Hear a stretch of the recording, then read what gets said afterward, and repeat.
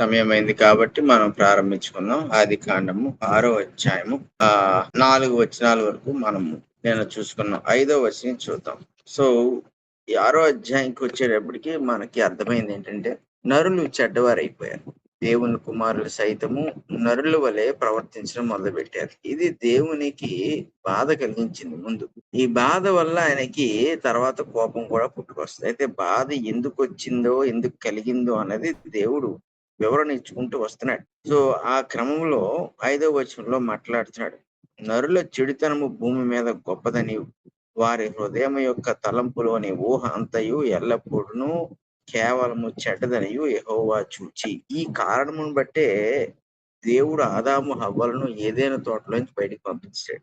ఎందుకంటే ఇలాంటి తత్వము కలిగిన వాళ్ళు ఒకవేళ జీవవృక్ష ఫలమును తింటే వాళ్ళు శాశ్వతంగా శరీరమందు జీవించడమే కాక పాపమునకు అంతము లేకుండా పోతాం. అంటే దేవుడే జీవవృక్ష ఫలాన్ని ఇచ్చి దేవుడే దాన్ని తీసివేయలేడు. ఇప్పుడు దేవుడు ఇది ఎంత గొప్ప సంగతో చూడండి. దేవుడు మనకు రక్షణ ఇచ్చి ఆయనే రక్షణను కొట్టివేయలేడు. పాత నిబంధన ఎంత గొప్ప గ్రంథం అంటే దేవుని మనస్సును నూతన నిబంధనలో అర్థం చేసుకోవడానికి చాలా ఉపయోగపడుతుంది. ఇప్పుడు దేవుడు ఆదాము హవ్వలను పాపం చేసిన తర్వాత నాశనం చేసి ఉండొచ్చు. మళ్ళీ ఇంకొక ఇద్దరు క్రొత్త వాళ్ళు చేసుకోవచ్చు. చేసుకున్న అదే ప్రాసెస్. దేవుడు యథార్థమైన విధానంలో వాళ్ళని సృష్టించి యథార్థమైన మార్గమును వాళ్ళు జీవించడానికి ఇచ్చాడు. ఆ క్రమంలో వాళ్ళకి జీవవృక్ష ఫలాన్ని, మంచి చెడుల వివేచన దయచే ఈ చెట్టు ఫలమును దేవుడు ఏర్పాటు చేశాడు. ఎప్పుడు మళ్ళీ దేవుడు ఒకవేళ ఇలాంటి ఆదాము హవ్వలను సృష్టించుకున్నా అదే పరిస్థితిని ఏర్పాటు చేసుకున్నాడు. అదే సమయంలో అపవాది కూడా వస్తాడు, రాకుండా ఉండడం. ఇప్పుడు దేవుడు ఎలాంటి వాళ్ళని అనుకున్నాడు అన్నది మనం అర్థం చేసుకోవాల్సిన ముఖ్యమైన సంగతి. ఎలాంటి వాళ్ళు సృజించుకోవాలనుకున్నాడంటే తన బలవంతము లేకుండా వారి ఇష్టముతో దేవుణ్ణి ప్రేమించాలని దేవుడు ఇష్టపడ్డాడు. అది దేవుడు కోరుకున్నాడు. అలాంటప్పుడు ఈ రకంగానే మానవుని సృజించి అందుకు ఇలాంటి 2 చెట్లు పెట్టి వారిని వాళ్ళ మనస్సుతో, హృదయముతో, ఇప్పుడు పూర్ణ మనస్సుతో, హృదయముతో దేవుణ్ణి ప్రేమించే ఒక ఏర్పాటుని చేశాడు. దానివల్ల సంతోషించాడు. ఇప్పుడు చూడండి, మనం డబ్బులు ఇస్తున్నాం కదా అని మన దగ్గర పని చేస్తాడు అనుకోండి, వాడు డబ్బులు ఇస్తున్నాం కాబట్టి పని చేస్తాడు. అదే మీరు ఇవ్వలేని పరిస్థితిలో వాడు ఉంటాడా? వాడు నిజమైన దాసుడు ఎవడు అంటే మనల్ని హృదయంతో, మనసుతో ప్రేమించినవాడు. మనం ఇచ్చేదాన్ని బట్టి కాదు. నమ్మకమైన శిష్యుడైనా, దాసుడైనా ఎలాంటి వాళ్ళు అంటే వాళ్ళు పొందుచున్న దాన్ని బట్టి కాక హృదయమందు ఏర్పడిన బంధముతో వాళ్ళు ప్రేమిస్తారు. అలాంటి వాళ్ళు నిజంగా మనం వాళ్ళు ఇచ్చినా ఇవ్వకపోయినా వాళ్ళు ఎప్పుడు ఒకలాగే ఉంటారు. వాళ్ళ మనసులో మన విషయంలో అతిశయం రాదు, లేకపోతే ఇంకొక ఆలోచన, ఇంకొక చెడు ఆలోచన, ఇటువంటి ఏవి ఉండవు. దేవుడు అటువంటి మనిషిని సృష్టించుకున్నాడు. పరిపూర్ణతతో ఆయనను ప్రేమించేవాడు. ఇప్పుడు ఈ జీవవృక్ష ఫలాన్ని అక్కడే ఉంచేసి ఏదైనా తోటలో వీళ్ళిద్దరిని ఉంచేసి ఉంటే వీళ్ళు ఆ ఫలమును తినేస్తే దేవుడు చేసిన నిబంధనను బట్టి ఆయన వీళ్ళని నశింపజేయలేడు. పాపముని ఎప్పటికీ నాశనం చేయలేడు. అపవాది ఇంక బ్రతికేస్తాడు. అంటే పాపము చేస్తున్న వాడిగా, దేవునికి విరోధిగా వాడు నిరంతరం బ్రతికేస్తాడు. సో దేవుడు ఏం చేశాడు? వీళ్ళు ఏదైనా తోటలోంచి పంపించాడు. ఎందుకంటే వీళ్ళ హృదయ తత్వము ఈ స్థితికి వచ్చేసింది. ఎల్లప్పుడూ చెడుతనమే మనుషుని యొక్క హృదయానికి ఉండేది. దేవుడు ఇలా పంపించేయడం వల్ల ఏమైందంటే మానవుడు నిరంతరము జీవించగలిగే భాగ్యాన్ని కోల్పోయాడు. అలా కోల్పోవడం వల్ల ఇప్పుడు దేవుడికి నష్టమా అంటే దేవుడు వాళ్ళకి దయచేసే ఈ ఆసరా ఏదైతే ఉందో, ఆదరణ ఏదైతే ఉందో దాని వల్ల నిరంతరము జీవించే వాళ్ళగా చేసుకునే ఆలోచన చేసుకున్నాడు. సో మనుషుడు పాపము చేస్తున్న వాడికి నష్టం, దేవుడిని నమ్ముకున్న వాడికి నష్టం ఉండదు. పాపం చేస్తున్న వాడిని బట్టి దేవునికి ఏం నష్టం ఉండదు, వాడు నశించిపోతాడు.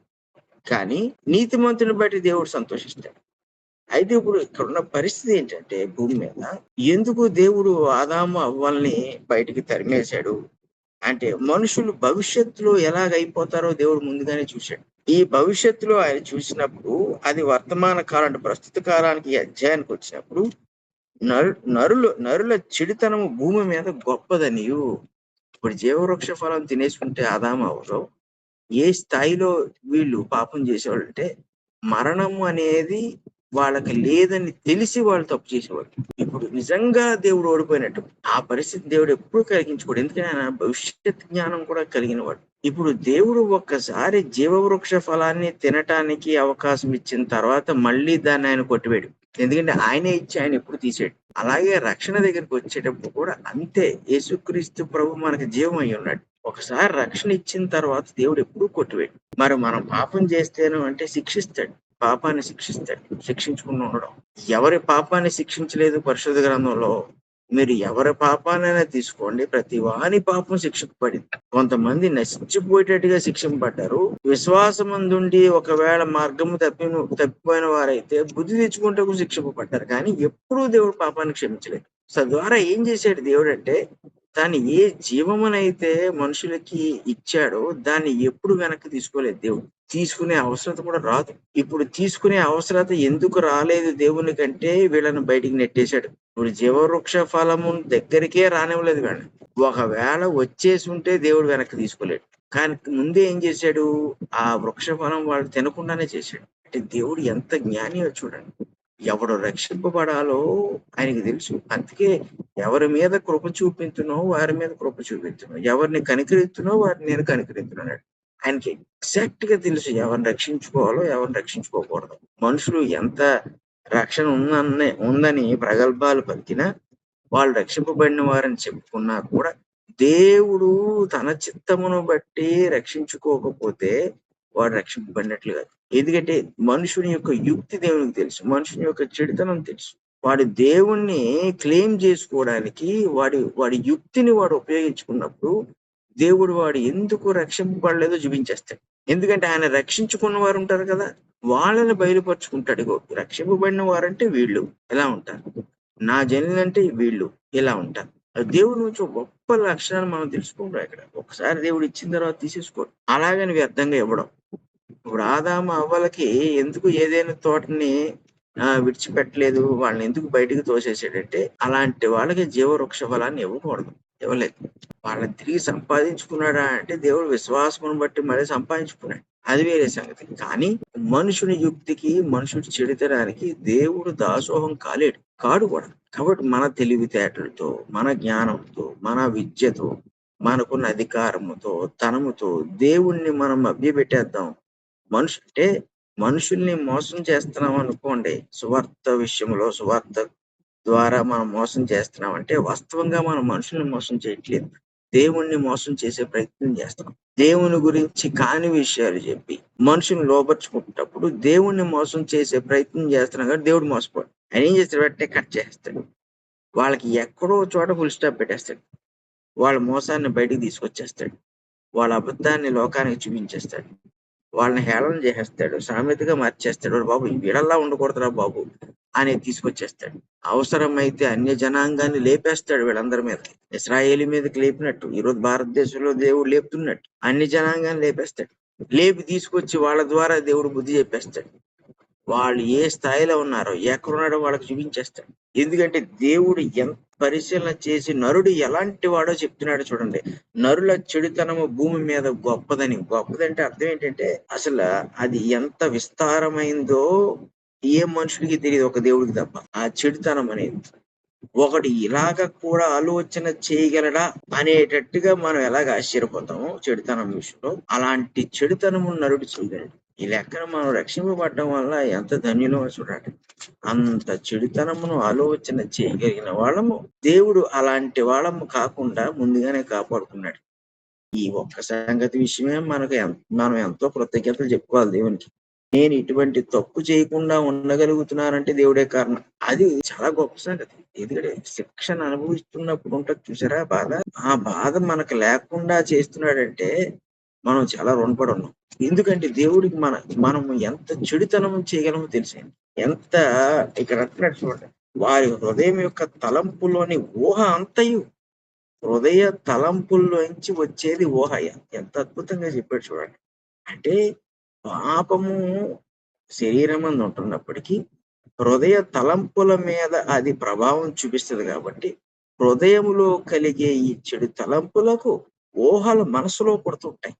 ఎందుకు మనసులో ఊహలు పుడతాయి అంటే, క్రియ అనేది మనసులోకి వచ్చిన తర్వాతే మనం చేయగలం. మొత్తం ఎంత లింక్ అయిపోయింది చూసారా? హృదయం, మనసు లింక్డ్ ఎప్పుడు కూడా.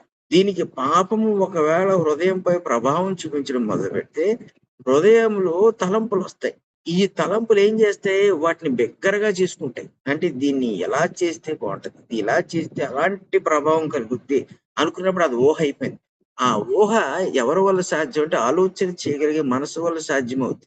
ఇప్పుడు అది ఆలోచన చేసేసాం కాబట్టి, ఇప్పుడు ఈ శరీరంతో క్రియగా దాన్ని మార్చేస్తాం. అందుకే అంటున్నాడనమాట, హృదయము యొక్క తలంపులలోని ఊహ అంతయు ఎల్లప్పుడును, ఎల్లప్పుడూ అంటున్నాడు, మళ్ళీ కేవలం అంటున్నాడు. అంటే అన్ని సమయాల్లో కేవలము వాళ్ళ తలంపులు ఎలా ఉన్నాయంటే చెడ్డవిగా ఉన్నాయి అని యెహోవా చూచి అంటున్నాడు.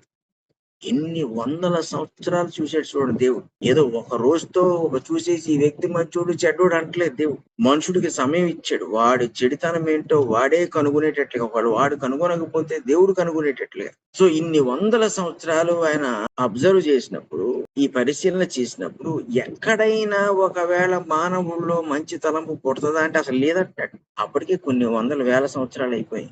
6వ అధ్యాయం అక్కడికి వచ్చేటప్పటికి దేవుడు ఒక ముగింపుకొచ్చాడు. ఒక తాత్పర్యానికి వచ్చాడు. ఏమన్నాడంటే, మనుషుడు మంచోడు కాదు. మీకు అదే మాట దావీదు అంటాడు. అదే మాట సొలొమోను అంటాడు. అదే మాట పౌలు అంటాడు. అదే మాట యేసుప్రభు అంటాడు. ఏంటి అంటే అందరూ అన్ని కాలాల్లో భక్తులు జీవిస్తున్నప్పుడు వాళ్ళ యందు దేవుడు పరిశుద్ధాత్మ ద్వారా నివాసం ఉంటున్నాడు. అందరి నోట్లోంచి పలికిచ్చింది ఇదే, మనుషుడు చెడ్డవాడు.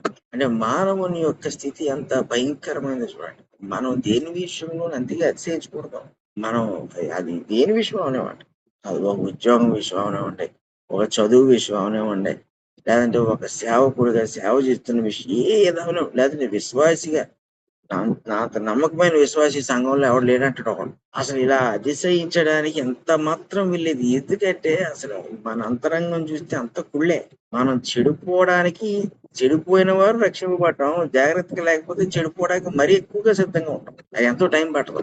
దేవుడు ఎంత గమనించాడు. ఇలా చూసి దేవుడు ఏమంటాడంటే 6వ వచనంలో, తాను భూమి మీద నరులను చేసినందుకు యెహోవా సంతాపము నొంది తన హృదయములో నొచ్చుకొనెను. బాధపడ్డాడు దేవుడు. నరుణ్ణి చేసినందుకు దేవుడు సంతాపం చెందడమేంటి? అనవసరంగా చేశాను అనుకున్నాడు దేవుడు.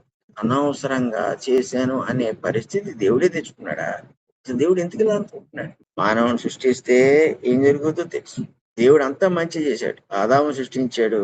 ఒంటరిగా ఉండడం మంచిది కాదన్నాడు. హవ్వను సృష్టించాడు. కానీ వీళ్ళని యంత్రాలుగా ఉంచకూడదు అనుకున్నాడు. వీళ్ళకి స్వేచ్ఛనిచ్చాడు.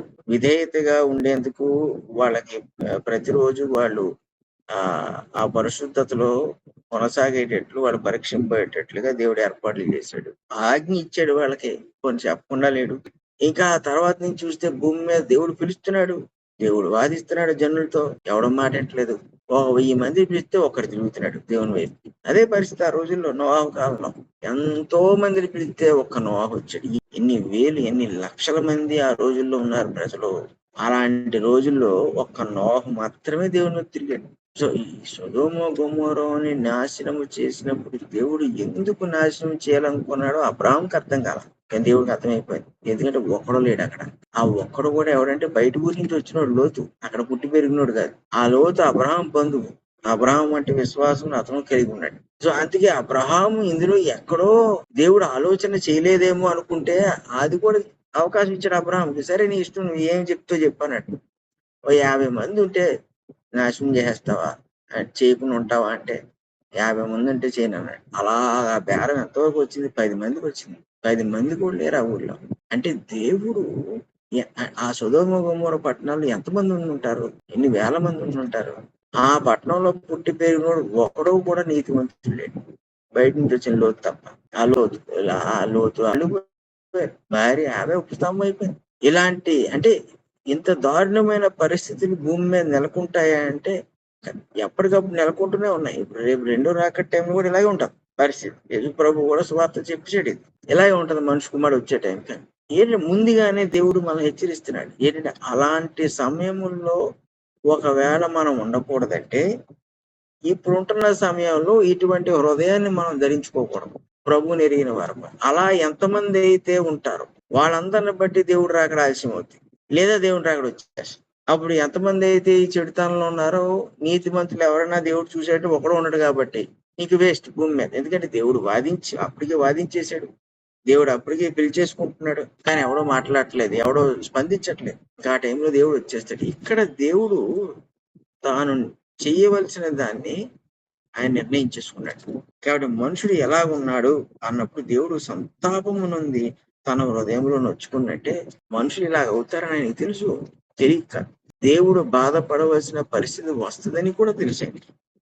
కానీ బాధపడడానికి కూడా ఇష్టపడే ఆదాంని అవని సృష్టించుకున్నాడు. సరే, దేవుని ఆలోచన మనకి అంత తొందరగా అంతుపట్టదు. ఇప్పుడు మనకు నష్టం కలుగుద్ది అంటే మనం ఎవడం చేస్తాం? వాళ్ళు నష్టం కలిగింది నేనే చేద్దాంలే అని అంటామా? మనము పిల్లలు పాడైపోతారు 20 సంవత్సరాల తర్వాత మనం పెంచినా సరే వాళ్ళు సరిగ్గా పెరగరు అని ముందే తెలిసిపోతే ఎవడికంటాం? పోతే పోయర్లే అని అంటామా? మనకు తెలియదు ఏం జరుగుతుందో. మనం ఎప్పటికప్పుడు ఏ కాలానికి ఆ కాలం, ఏ సమయానికి ఆ సమయం జీవించుకుంటూ వెళ్ళిపోతాం. దేవుడికి అలా కాదు. ఆరంభము కాకముందే అంతం ఎలా ఉంటుందో తెలిసిన వాడు.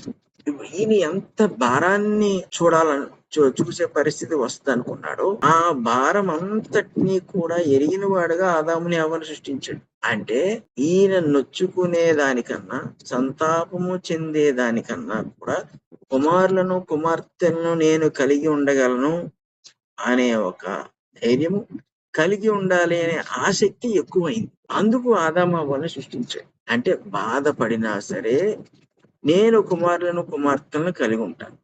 అది ఆయన నిర్ణయించుకున్న నిర్ణయం అది. సో అందుకే ప్రయాసపడి భారం మోయిచున్న సమస్త జనులారా నా యొద్దకు రండి, నా కాడి సులువైనది అన్నాడు. అంటే ఏం చెప్తున్నాడు యేసు ప్రభు? ఈ మనుషులకు ఇటువంటి భారం ఉంటదని ఆయన తెలుసు ముందే. ఆయన ఈ లోకాన్ని జరగనిస్తున్నాడు, మనుషుల్ని జీవింపజేస్తున్నాడు. వచ్చి ఆయన మీద భారం వేసు అంటే వీళ్ళ భారాన్ని ఆయన మోయటానికి సిద్ధపడిపోయాడు. దేవుడు కూడా అంటే యేసు ప్రభు దేవుడు కాబట్టి ఆయన ఈ భారాన్ని, ఈ ఈ ఈ బాధని, దీని అంతటిని మోయడానికి సిద్ధపడి ఆదాము అవ్వను సృష్టించాడు. సో ఈ వచనం చూసినప్పుడు దేవుడు సంతాపం చెందాడు. బహుశా దేవుడు ఇక్కడ పొరపాటు చేశాడేమో, మానవుని సృష్టించి పొరపాటు చేశానని ఫీల్ అవుతాడేమో అనే ఆలోచన మనకు రాకూడదు. అది కాదు అసలు. సర్వజ్ఞుడు అన్నప్పుడు ఆయనకు అంతా తెలుసు. ఇప్పుడు ఆయన భూమి మీదకి వస్తే మనుషుడుగా ఆయన సిలువేసి చంపేస్తారని తెలియదా ప్రభువుకి? మనలో ఎవడెళ్తామో అలా తెలిస్తే మనకి. కానీ అయినా చంపేస్తారని తెలిసినా కూడా భూమి మీదకి వచ్చారంటే ఎలాంటి వ్యక్తి అయి ఉండాలి ఆయన? ఆ ఎలాంటి మనసు కలిగి ఉండాలి? ఈ మనుషుల పట్ల ఎంత ప్రేమ కలిగి ఉండాలి? వీళ్ళు నాకు దుఃఖమును కలుగు చేస్తారు అని దేవుడికి తెలిసినప్పటికీ తన కుమారుడిని పంపించి వాళ్ళ చేతులతో చంపించడానికి ఆయన నిర్ణయం తీసుకున్నప్పుడు ఆ నిర్ణయాన్ని ఆయన ఆమోదించేసుకున్నాడు. దానికి కూడా ఓకే చేసాడు. మరి ఆ రోజు దుఃఖపడతాడు కదా దేవుడు. యేసుప్రభువుని అంతగా హింసించి కొరడాలతో కొట్టి ఆ సిలువ మోయించి నానా మాటలని మొండ కిరీటం పెట్టి అవమానపరిచి, ఆఫ్టర్ ఆల్ మనుషులు ఏ పార్టీ వాళ్ళు దేవుని ముందు అంత చేసి సిలువ ఎక్కించి సిలువ వేసేసిన తర్వాత ఆ రోజు ఆ దినము దేవుడు ఏడ్చున్నాడా? ఆ రోజు దేవుడు దుఃఖపడి ఉంటా? ఆ దుఃఖాన్ని నేను భరిస్తాను అన్నప్పుడు దేవుడు బలహీనుడయ్యాడా? దేవుడు చేతగానివాడయ్యాడా? లేకపోతే దేవుడు పొరపాటు చేశాడా? అటు అదేవిగా దేవుడు అంత శక్తిమంతుడు, ఆయన అంత బలవంతుడు, అంత జ్ఞాని. ఆయన మొదలుపెట్టిన దాన్ని ఆయన ముగించుకోగలడు. మధ్యలో ఏదో జరిగింది కదా అని చెప్పి వదిలేసే రకం కాదు. అందుకే ఏం చేశాడు ఇక్కడ? ఆయన సంతాపం పొంది మనసును అది నొచ్చుకున్నాడంటే ఇదంతా కూడా మేలు చేయడానికే చేశాడు దేవుడు. సంతాపం వచ్చింది నొచ్చుకునడానికి గల యొక్క పరిణామం ఏంటంటే మేలు. ఏంటా మేలంటే కింద చెప్పుకొస్తాడు. ఆ మేలంతటినీ కూడా దేవుడు ఎలా చేసుకొచ్చాడో కింద వచనాల్లో మనకి తెలియజేస్తాడు. అప్పుడు యెహోవా అంటున్నాడు 7వ వచనంలో, నేను సృజించిన నరులతో కూడా జంతువులను, పురుగులను, ఆకాశ పక్ష్యాదులను భూమి మీద నుండకుండా తుడిచివేదును. ఎలయనగా నేను వారిని సృష్టించినందుకు సంతాపము నొంది ఉన్నాను నేను. ఇప్పుడు గొప్ప నిర్ణయం తీసుకున్నాడు. ఈ నిర్ణయం చాలా గొప్పది. ఎంత గొప్పది అంటే నరుడు చేస్తున్న పాపం కన్నా గొప్పది. వాడి హృదయంలో నిత్యం చెడుదనమే ఉంది. చాలా గొప్పగా ఉంది అది. దానికి మించిన ఆలోచన చేశాడు దేవుడు. ఏం చేయాలనుకున్నాడు? అసలు నరుని వల్ల భూమి చెడిపోయింది అనే పరిస్థితికి వచ్చాడు. ఈ జంతువులు ఏం చేసినాయి వాటికి ఏం తెలియదు. కానీ దేవుడు మొత్తం తీసేయాలనుకున్నాడు. అంటే ఆయన ఆయన కోపం వచ్చినప్పుడు ఏదైతే ఆలోచనతో, ప్రేమతో, ఇష్టముతో సృష్టించుకున్నాడో దాని అంతటినీ తీసేయాలనుకుంటాడు. ఈ నిర్ణయానికి వచ్చేసాడు. అంటే ఇక్కడ ఏమవుతుంది, మనుషుల్ని తీసివేయాలి పాపం చేస్తున్న వాళ్ళని అని అనుకున్నప్పుడు వాడితో ఉంటున్న వాటన్నిటినీ కూడా తీసివేయడమే మేలు అనుకున్నాడు. ఇప్పుడు కేవలం వాళ్ళనే చంపేయచ్చా దేవుడు ఈ నరులు మాత్రమే అంటే చేయొచ్చు, ఆ పని చేయొచ్చు, దేవుడు అలా చేయొచ్చు. కానీ అలాగూ చేయటం వల్ల ఏదైనా ఒక వర్తమానాన్ని భవిష్యత్తు తరాలకి ఆయన ఇవ్వగలడా అంటే ఇవ్వగలుగుతాడు. ఓ దేవుడు ఆ రోజు నోహు తన కుటుంబాన్ని తప్ప మిగతా వాళ్ళందరినీ కూడా అగ్ని చేతో లేదంటే రోగము చేతో శాపము చేతో అంతమొందించేశాడు అని కూడా మనం నేర్చుకోవచ్చు. కాబట్టి ఆ రీతిగా చేసినప్పుడు దేవుడు కానీ అలా చేయలేదే. దేంట్లోంచి భూమిని బయటకు తీసుకొచ్చాడంటే జలములలో నుండి దేవుడు భూమిని బయటకు తీసుకొచ్చాడు. కాబట్టి జలములతోనే భూమిని శుద్ధి చేయాలనుకున్నాడు, భూమిని మొత్తం తుడిచిపెట్టాలనుకున్నాడు. సో అందుకు మొదట్లో ఎలాగైతే భూమి జలములలో అది ఉందో అంటే దానికంటూ ఒక రూపం లేకుండా మళ్ళీ భూమిని జలములతోనే నింపేశాడు. అంటే ఫ్రెష్ స్టార్ట్ అన్నమాట. అంటే క్రొత్తగా మళ్ళీ ప్రారంభించుకుంటున్నాడు. భూమి ఎక్కడి నుంచి వచ్చింది, మనం ఆదికాండం 1వ అధ్యాయం చూసాం. మనం అది నిరాకారంగా ఉందన్నాడు. జలములు పైన ఉన్న జలముల లోన భూమి ఉంది, పైన జలములు ఉన్నాయి. ఈ జలముల్లో నుండి భూమి పైకి రావాలన్నప్పుడు దేవుడు ఆ ఆరి నేల బయటికి తీసుకొచ్చాడు. భూమికి ఒక రూపం వచ్చింది. అప్పుడు ఒక్కొక్క దాన్ని భూమి మీద పెట్టాడు. 6 రోజుల సృష్టిలో ఈ ఆకాశంలో పెట్టి ఆకాశం పెట్టాడు, కానీ భూమి మీద పెట్టి భూమి మీద పెట్టాడు. ఇప్పుడు పునఃప్రారంభించాలి అన్నప్పుడు ఆయన ఆలోచన ఎలా పనిచేసిందంటే మళ్ళీ భూమి అంతటిని జలముల్లో ముంచేయాల్సిందే. ఆయన ఎలా ప్రారంభించాడో ఫస్ట్ లో అలాగే ప్రారంభించుకుంటున్నాడు. మళ్ళీ అది ఆయన ఇష్టం. మీరు ఈ రోజు పండుగ వచ్చింది అనుకోండి, మనకి ఏదో పండుగ చేసుకుంటాం కదా, ఇంట్లో ఫంక్షన్, పుట్టినరోజు ఏదో వచ్చింది, పెళ్లి ఏదో వచ్చింది అనుకోండి, ఏం చేస్తారు, ఇల్లు శుభ్రం రంగులేసి ఇల్లంతా కడుక్కొని అంతా శుభ్రం చేసుకుంటారు. అలా మీరు ఎప్పుడు చేసి ఉంటారు? ఇది వరకు బట్టి ఇల్లు కట్టినప్పుడు చేసి ఉంటారు. మళ్ళీ ఇంకో పెళ్లి వచ్చింది అనుకోండి 4 సంవత్సరాల తర్వాత, మళ్ళీ అప్పుడు అదే పని చేస్తారు. అంతేగాని 4 సంవత్సరాల క్రితం కడియాం కాబట్టి ఇప్పుడు తుడిచేద్దాంలే అని అనుకోరు. మనం ఎలాగైతే చేయటానికి అలవాటు పడ్డామో, మనకి ఇష్టం అనుకున్నామో అలాగే చేస్తాం. దేవుడు కూడా అంతే. ఆయన ఎలాగైతే భూమిని ప్రారంభించాడో, జలముల్లో నుండి బయటకు తీశాడు, ఇప్పుడు దాన్ని మళ్ళీ జలముల్లోకి పంపించేస్తున్నాడు. పంపించేయాలన్న ఉద్దేశంతో ఉన్నాడు. అలా పంపించేసిన తర్వాత మళ్ళీ భూమిని ఫ్రెష్ గా స్టార్ట్ చేసుకుంటాడు. ఆయన కాలం, ఆయనకి నచ్చిన సంగతి అదే, ప్రారంభించిన విధానం అదే, ఆయన కోరుకున్నది అదే. ఇప్పుడు ఆయన అలా కోరుకుంటే ఎవడు కాదనగలం? మనం ఎవడు కాదనలేం. పైగా అదేమైనా అడ్డదిడ్డంగా ఉందా ఆలోచన అంటే కాదు. ఆయన ఎంత ఫ్రెష్ గా ఎలా స్టార్ట్ చేశాడో అలాగే ఫ్రెష్ గా మళ్ళీ స్టార్ట్ చేసుకుంటాను అంటాడు. కాబట్టి దేవుడు ఒక ఆలోచనతో వచ్చాడు. ఈ భూమి మీద ఉండగా తుడిచివేయదు, ఎలా అనగా నేను వారు సృష్టించినందుకు సంతాపం నుండి ఉన్నాను అన్నాడు. అయితే అని 8వ వచనంలో చెప్తున్నాడు. మరి ఇందులో మానవుడు ఉండిపోయాడుగా. మానవుడిని మళ్ళీ మట్టి బొమ్మతో చేసి నాసికా రంధ్రాల్లో మళ్ళీ ఆయన ఊపిరిని ఊది మళ్ళీ ఈ పక్కట ఎముకలోంచి మాంసంలోంచి ఈ స్త్రీని తీసి ఆ ఎముకని స్త్రీగా చేసి ఇదంతా మళ్ళీ చేయటమా అన్నప్పుడు మరి నీతిమంతుడు ఉంటే ఆయనకు అవసరం ఏముంది? నీతిమంతుడు ఉంటే అవసరం లేదు. ఎగ్జాక్ట్ గా ఆయన కోరుకున్న లాంటి వ్యక్తి ఉన్నాడు అనుకోండి భూమి మీద, అప్పుడు మళ్ళీ ఆదాము సృష్టించాల్సిన అవసరం ఏముంది? అవసరం లేదు. అన్ని ఆ రోజులో ఎన్ని వేల మంది ఉన్నారు, లేకపోతే ఎన్ని లక్షల మంది ఉన్నారు, వాళ్ళందరిలో ఆయన పిలుస్తుంటే ఒక నోహు పలికాడు. అవి ఒకడు ఉంటే చాలా దేవుడు అంటే ఒకడు ఉంటే చాలు. ఆదాము ఒక్కడితోనే మొదలయ్యాడు. ఆదామేం 10 మందితో మొదలలేదు. దేవుడు 10 మంది ఆదాము సృష్టించలేదు, ఒక్కడే సృష్టించాడు. సో ఒకడుంటే చాలు. ఇప్పుడు దేవుడు భూమిని పునఃప్రారంభించాలనుకున్నాడు, మానవుణ్ణి పునఃప్రారంభించాలనుకున్నాడు అనుకుంటే ఆదాము అడ్డుగా ఉన్నాడు. దీంతో విశ్వాసమును బట్టి నీతితో అతడు అడ్డుగా ఉన్నాడు. ఇప్పుడు దేవుడు నీతిమంతుని తొలగించడం. మన అబ్రహాం సంగతి చూసుకున్న అందాక సొదొమ గొమొర్రాలో ఒక్కడే లోతున్నాడు కాబట్టి ఒక్కడే బయట తీసుకొచ్చాడు. ఆ 2 ప్రాంతాలని అగ్నితో నాశనం చేశాడు. నీతిమంతుని ఎప్పుడు దేవుడు తొలగించాడు. నీతిమంతుని వృద్ధి చేసుకుంటాడు దేవుడు. నీతిమంతుని తనకు కుటుంబం కలిగి ఉండేందుకు, లేదా తన కుమారులు కుమార్తెలు కలిగి ఉండేట్టు దేవుడు ఉపయోగించుకుంటాడు. సో ఇప్పుడు ఏమైందంటే 8వ వచనంలో అయితే నోహు యెహోవా దృష్టి అందు కృప పొందిన వాడు ఆయన. అంటే మిగిలిన వాళ్ళు అందరూ పొందలేదు. మిగిలిన వాళ్ళు అసలు పిలిస్తే పలికితే కదా, ఈయన వాదిస్తున్నాడు వాళ్ళతోటి, వాళ్ళు ఎవరు స్పందించట్లేదు. అంటే స్పందించినట్లు అంటే తిరిగి పాపంతో వాదిస్తున్నారు కానీ ఎవరు మారట్లేదు. అదే నోహు దగ్గరకు వచ్చేటప్పటికి నోహుతో వాదించాల్సిన అవసరం రాలేదు దేవుడికి. నోహు పిలిచాడు, ఇదిగో ప్రభువా నేనున్నాను అన్నాడు. అంతే, విశ్వాసం ఏర్పడిపోయింది నోహులో. ఇప్పుడు ఈ నోహు ఎలా ఉన్నాడు అంటే దేవుని దృష్టి కృప పొందిన వాడు ఆయన అన్నాడు. ఎవడు కృప పొందుతాడు? నీతిమంతుడే. కృప ద్వారానే నీతిని పొందాడు కాబట్టి కృప పొందిన వాడయ్యాడు. నోహు నరుడు, నోహులో కూడా పాపం ఉంది. కానీ దేవుడు పిలిచినప్పుడు విశ్వాసమును బట్టి తన శరీర తత్వమును విడిచి, తత్వము యొక్క సామర్థ్యతను విడిచి, విశ్వాసం వల్ల కలుగు సామర్థ్యమును నోహు పొందగలిగాడు. దాన్ని స్వీకరించాడు, ఆహ్వానించాడు. కాబట్టి అబ్రహాము విశ్వాసం ఏమైపోయిందంటే నీతిగా ఎంచబడి.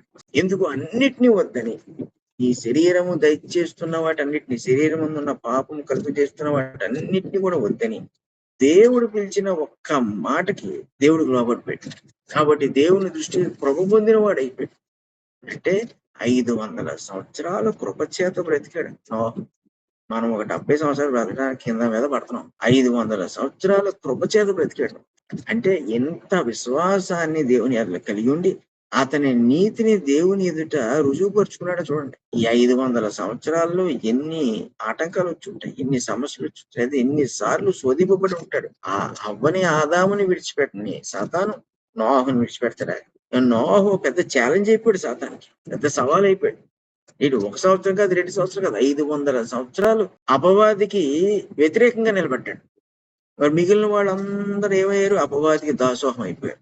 దేవుని కుమారులు సైతం అపవాదికి దాసోహం అయిపోయారు. కానీ ఈ దేవుని కుమారుడు మటుకు నిలబడిపోయాడు. ఆ విశ్వాసమును నీతిగా మార్చుకోగలిగి, దేవుని చిత్తం, దేవుని ఇష్టమును తెలుసుకోగలిగి, ఇది పాపము కాదు అని ఎంచగలిగాడు. ఆ మంచి చెడులను వివేచించు ఈ వృక్ష ఫలం ఏదైతే చేసిందో మానవునికి, అది కూడా నోవాహు తీసుకుని చెడు మంచి ఉన్నప్పుడు విశ్వాసం బట్టి మంచిని ఎంచుకోవడం మొదలుపెట్టాడు. చెడును వదిలేడు. విశ్వాసం బట్టి చెడును వదిలేయడం మొదలుపెట్టాడు. అపవాదికి 500 సంవత్సరాల ఓటమినిచ్చాడు నోవాహు. ఎందుకు? అందరూ పడిపోతున్నారు, అందరూ నా మాట అంటున్నారు, నేనేం చెప్తే అది చేస్తున్నారు, నువ్వు ఒక్కడే నిలబడిపోయావు. ఇది అపవాది యొక్క బాధ. అటువంటి బాధను సాతాను కలిగించాడు నోవాహు. ఎన్ని ఎత్తులేసి నోవాహు పడలేదు, కానీ మిగిలిన ప్రపంచం అంతా పడిపోయింది. అందుకు దేవుడికి నోహు మట్టికే నీతిమంతుడిగా కనపడటము, ఆయన కృప పొందిన వాడిగా ఉండటం.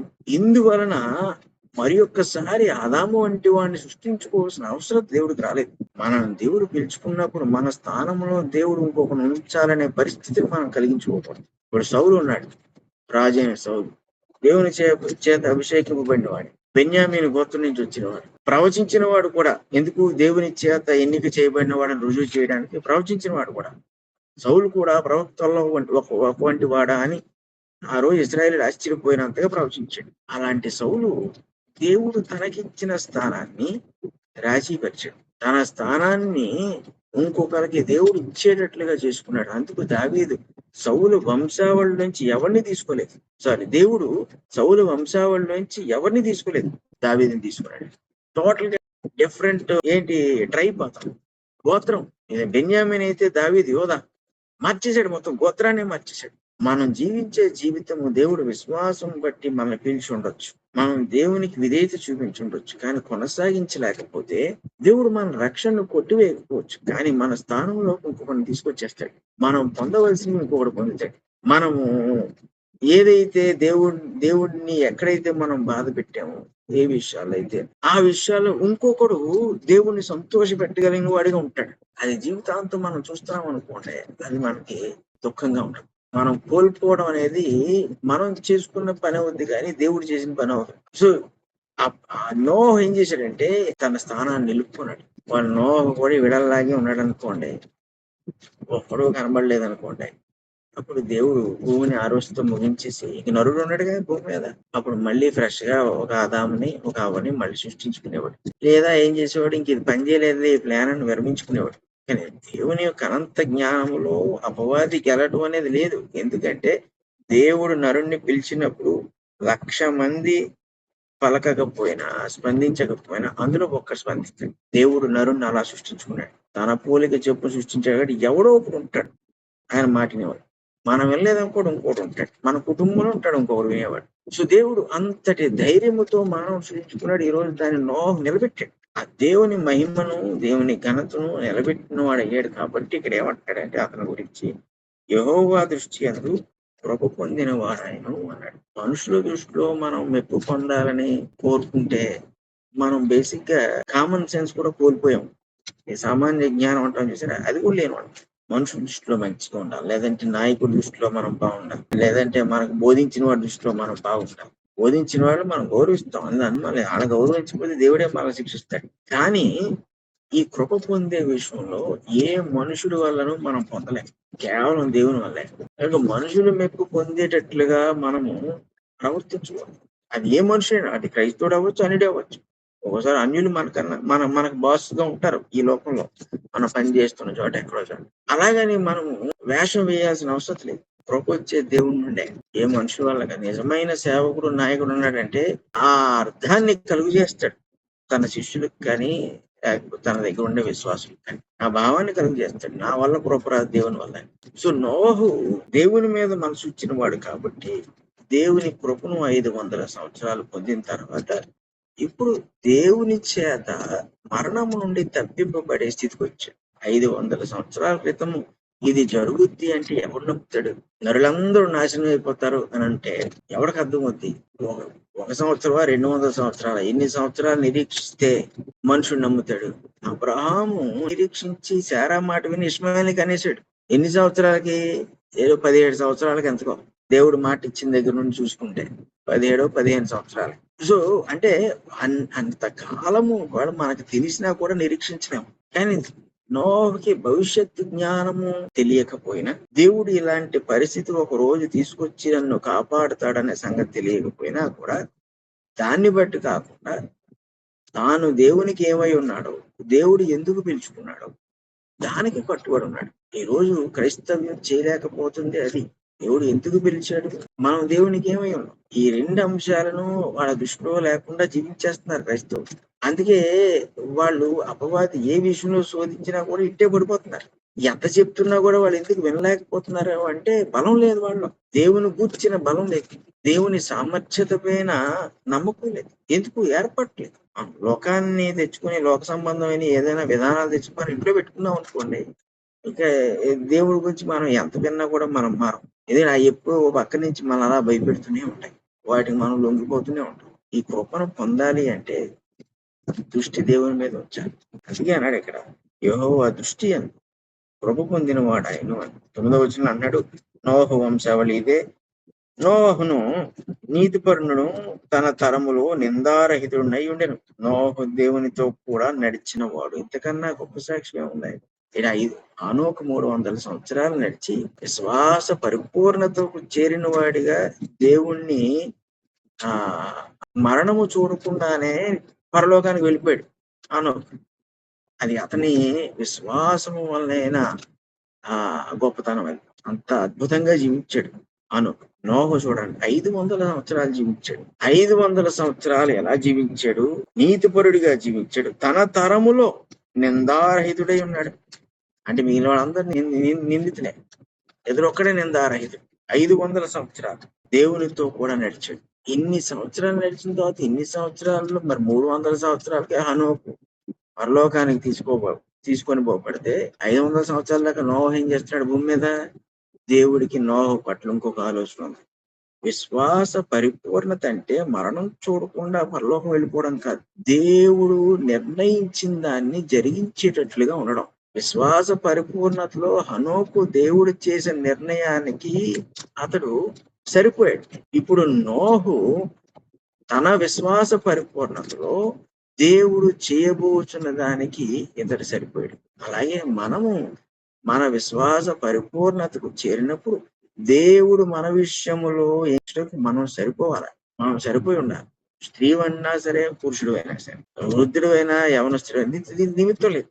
నీవు ఎప్పుడైతే ఈ పరిపూర్ణమైన విశ్వాసము దేవుని వల్ల కలిగి ఉండగలవో, దాన్ని అది ఉన్నదని గ్రహించి దాన్ని పొందగలవు, ఆ సమయం నుండే దేవుడు నేను ఎంతకాలం వాడుకోవాలో, ఏ రకంగా వాడుకోవాలో ఆయన ఉపయోగించుకుంటాడు. ఎందుకంటే చెట్టు నాటితే ఎందుకు నాటుతాం? మా ఇంట్లో ఒక పళ్ళు కాసే చెట్టుని నాటినా, పూలు ఇచ్చే చెట్టుని నాటినా, ఏ చెట్టుని నాటినా అది ఏదో ఒక ఫలితం ఇవ్వాల్సిందే. ఒక 2 సంవత్సరాలకు, 3 సంవత్సరాలకు, 5 సంవత్సరాలకు కాయాలి. కాయపోతే తీసేస్తుంది. అసలు వాటిని వేసేది ఎందుకు, నాటేది ఎందుకు అంటే మనం ఆనందించడానికి. ఖచ్చితంగా అది ఫలిస్తుంది. అలాగే దేవుడు మనల్ని పిలుచుకున్నప్పుడు ఖచ్చితంగా మనం ఫలిస్తాం. అది ముందు మనకు తెలియదు. ఆయనకి తెలియడం అన్నది కాదు విషయం. ఆయనకు ఆల్రెడీ తెలిసింది. మనం దేవుడు పిలుచుకున్నాడంటే మనం ఫలిస్తాం. అది దాని అర్థం. ఈ ఫలించే పరిస్థితికి వచ్చేటప్పుడు మనం పరిపక్వత చెందిన వాళ్ళమై ఉండాలి. ఆ చెట్టు 3 సంవత్సరాలకి ఎందుకు కాస్తదంటే, అది కాయటానికి దాని యొక్క రూపం అంతట్లో పరిపక్వత ఉంది. అందుకే కాసేస్తది. నువ్వు వద్దన్నా కాస్తది. దాని టైం వచ్చింది కాసేస్తది అంతే.